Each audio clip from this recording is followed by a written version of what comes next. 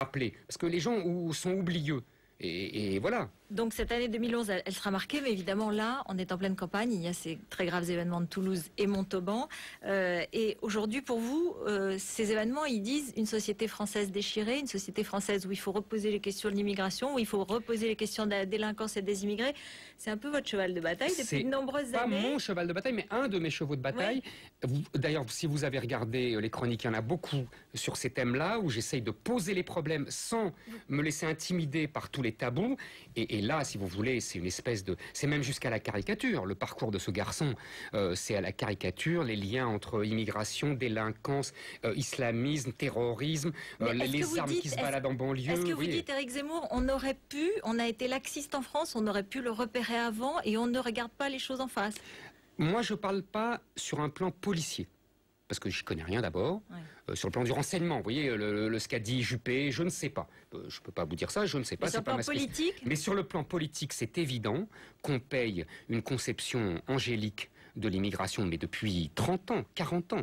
On paye aussi, on devrait pouvoir discuter du droit du sol, parce que je veux dire, c'est quand même... Vous êtes d'accord avec ces députés de la droite populaire qui aujourd'hui demandent qu'on revoie le code de la nationalité? Mais moi, je dis ça depuis 20 ans. Vous savez bien. Donc, Mohamed Merah, pour vous, il n'aurait pas dû être français. Exactement. Il est d'origine algérienne, français. En plus, algérien, c'est compliqué parce qu'ils avaient un droit du sol particulier, en plus très favorisé. Pour vous, il n'aurait pas dû être français. Je ne sais pas. En tout cas, on peut se poser la question. En tout cas, ce garçon, né en France... C'est après quand même qu'il devient délinquant. C'est après la naissance. Donc comment est-ce qu'on peut remettre en question? Non, mais bien sûr, c'est très compliqué. Non, mais je dis pas que c'est... C'est un itinéraire français aussi. C'est un itinéraire français. En tout cas, oui, c'est un itinéraire français de haine de la France. Alors, vous pouvez me dire... D'échec de l'intégration, peut-être. Non, c'est pas un échec de l'intégration. D'échec social, d'échec de déséquilibre psychologique aussi. Non, c'est pas un échec... Non, pas du tout. Mais arrêtons de prendre ces gens pour des débiles. Ce n'est pas un échec psychologique ou psychiatrique, c'est un militant politique, internationaliste, comme l'était l'extrême gauche dans les années 70. C'est un djihadiste salafiste. Et aujourd'hui, pour vous, il est formé. Vous avez vu comme les policiers sont admiratifs entre guillemets de sa manière de prendre des armes. Ils ont des mots un petit peu. Vous avez vu, ils sont quand même, le type est un professionnel. Arrêtons de le prendre pour un débile. Il n'a rien d'un débile. Il a été formé manifestement par son frère aîné, qui est le vrai militant islamiste. C'est pas encore prouvé. Il le dément pour le moment. Ah bon, mais je voudrais qu'on écoute des réactions aujourd'hui à Toulouse de plusieurs personnes qui étaient rassemblées pour rendre hommage aux victimes. C'est une image de la France. On va les écouter. Nous sommes tout d'abord des Français dans une république, qu'on soit de confession musulmane ou de confession juive, nous sommes tout d'abord en premier des Français issus de la République. C'est ça le principal.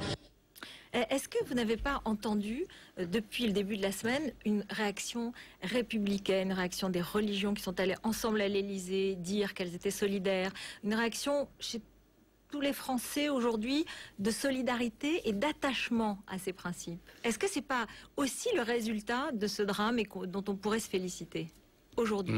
Alors je vais vous dire, il y a des réactions, là, comme la demoiselle qui dit on est français, très bien, quelle que soit la religion, elle a tout à fait raison. Je ne dirais pas la même chose des réactions des religieux. Moi, je trouve que je n'ai pas tellement apprécié cette présence des responsables des religions juives et musulmanes, comme si ils étaient représentatifs des juifs et des musulmans. Il y a des citoyens français. Les représentants des religions ne représentent personne. Ils ne représentent pas de citoyens. Il n'y a pas de communauté. On n'est pas au Liban. Donc ces gens-là peuvent dire ce qu'ils veulent, c'est très bien. Ils tiennent des discours pacifistes. C'est mieux que des discours guerriers, mais ils ne représentent rien. Je ne vois pas l'intérêt, à part l'image, vous comprenez, l'agite-propre politique et médiatique. Ça n'a pas d'influence et ça n'est pas un message exemplaire pour... C'est ce qu'on veut nous faire croire, c'est ce qu'on veut nous dire. J'ai bien compris, j'ai compris comme vous. Bien sûr. Mais moi, excusez-moi, je trouve que c'est gênant. Parce que pour moi, c'est du communautarisme. Alors, la gauche, la droite, face à cela, la campagne électorale. Nicolas Sarkozy, vous avez une chronique dans laquelle vous finissez en disant « Au moment où il semble retrouver le bon cap, son destin ne lui appartient plus ». On se souvient qu'il avait promis la discrimination positive et en même temps la lutte contre les intégristes en 2007. Donc vous diriez ce soir, bilan globalement négatif. C'est drôle ce que vous dites parce que j'ai fait ces chroniques, c'est l'éditeur qui me les a demandé, c'est des portraits de candidats à la présidentielle que je n'avais pas faites, que je n'avais pas fait, pardon, pour RTL et que j'ai rajouté, comme vous savez, comme les bonus dans les chansons ou dans les films. Temps, voilà, c'est un peu... Vous voyez, donc, alors, non, si vous voulez, sur le plan de la sécurité anti-terrorisme, je trouve que la police a été remarquablement efficace après. En quelques jours, ils l'ont trouvé. Mais non, mais le discours de Nicolas Sarkozy aujourd'hui, est-ce que pour lui, c'est mis en situation de remporter la présidentielle? J'écoutais Apolline dire que la gauche ne savait pas quoi faire et que finalement Manuel Valls avait convaincu Hollande de parler de sécurité. Je pense que c'est la dernière chance, cet événement, de Sarkozy, mais aussi de Marine Le Pen, de faire une percée dans cette campagne. Parce que c'est leur thème, parce que la gauche, même si Valls, effectivement, on parle depuis longtemps, est très gênée, puisque c'est tout ce qu'elle nous a interdit de dire.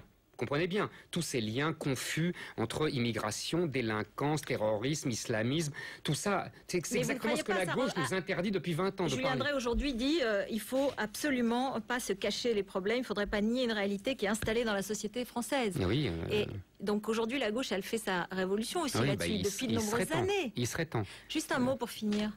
Vous votez pour qui, Éric Zemmour? Je ne sais pas. Vous n'avez pas de toute façon, sinon encore? je ne vous le dirai pas. Dommage, j'ai essayé. Merci. Je vous en prie. Merci. L'année où les masques sont tombés, le recueil de vos chroniques, Le bûcher des vaniteux, chez Albin Michel. Restez avec nous. On se retrouve à